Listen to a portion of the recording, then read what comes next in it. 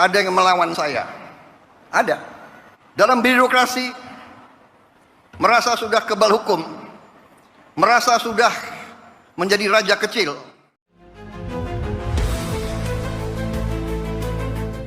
Indonesia saat ini menghadapi berbagai tantangan politik yang kompleks, baik dari dalam negeri maupun tekanan dari luar negeri. Kebijakan-kebijakan nasional yang bertujuan untuk meningkatkan kemandirian ekonomi dan mengurangi ketergantungan terhadap pihak asing justru mendapat reaksi keras dari berbagai kalangan. Muncul pertanyaan, apakah penolakan ini murni berasal dari masyarakat Indonesia atau ada kepentingan asing yang bermain di baliknya?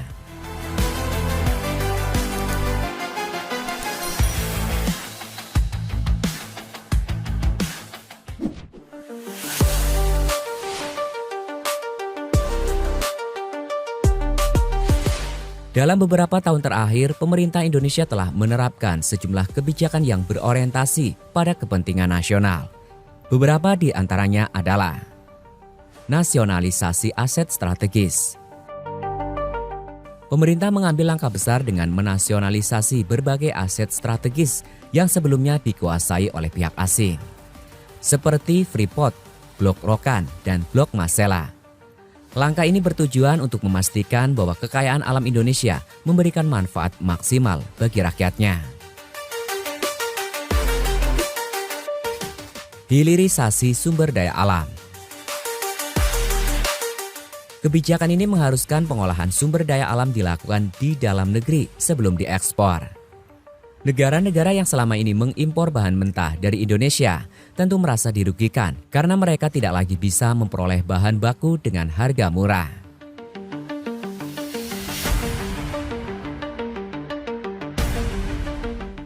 Pelarangan ekspor gas alam.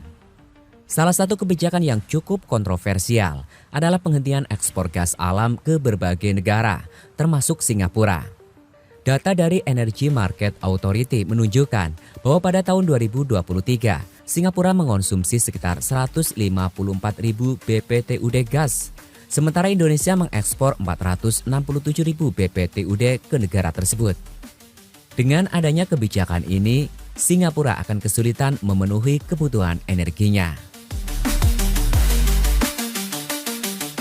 Kewajiban penyimpanan devisa di dalam negeri.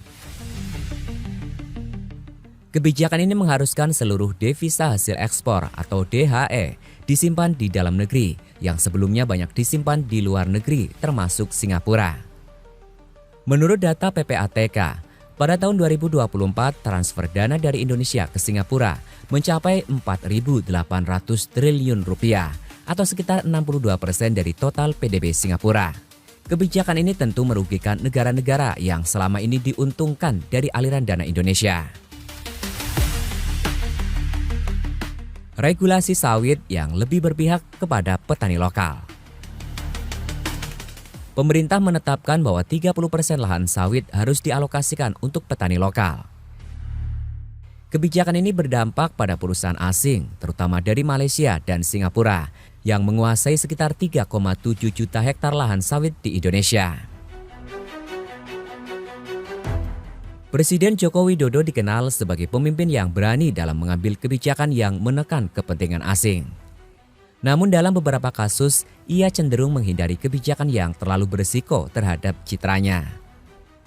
Sementara itu, Presiden Prabowo dinilai lebih berani dalam mengambil kebijakan yang penuh risiko, termasuk kebijakan pemotongan anggaran besar-besaran. Sejak era Presiden Soekarno hingga Jokowi, belum ada presiden yang berani mengambil langkah drastis seperti ini.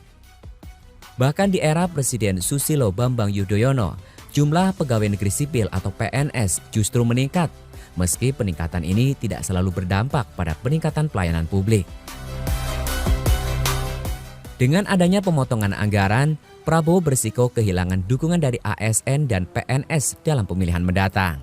Namun ia tetap maju dengan kebijakan ini demi efisiensi dan alokasi anggaran ke sektor-sektor yang lebih strategis.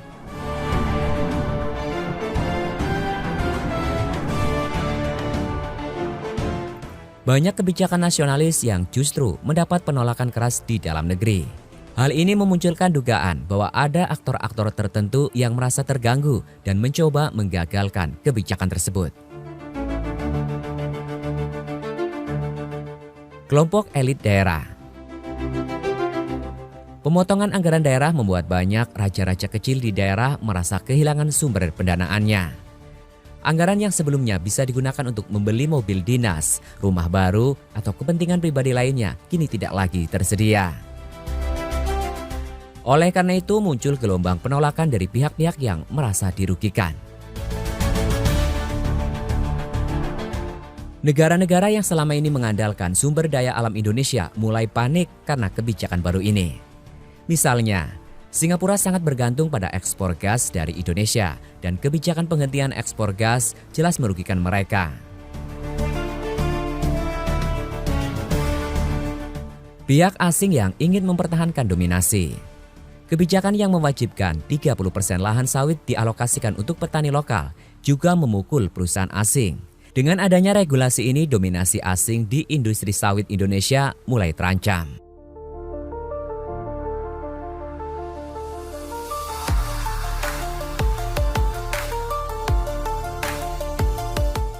Salah satu kebijakan yang seharusnya mendapatkan dukungan penuh adalah program makan bergizi gratis untuk anak-anak Indonesia.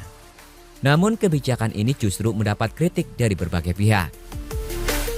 Pada tahun 2023, angka stunting di Indonesia mencapai 21%, yang berarti 1 dari 4 anak mengalami kekurangan gizi. Penelitian yang dilakukan oleh Dr. Damayanti Rusli menunjukkan bahwa anak yang mengalami gizi buruk pada usia 1 tahun berisiko memiliki IQ di bawah 90 yang berdampak pada kesulitan dalam menerima pendidikan secara optimal.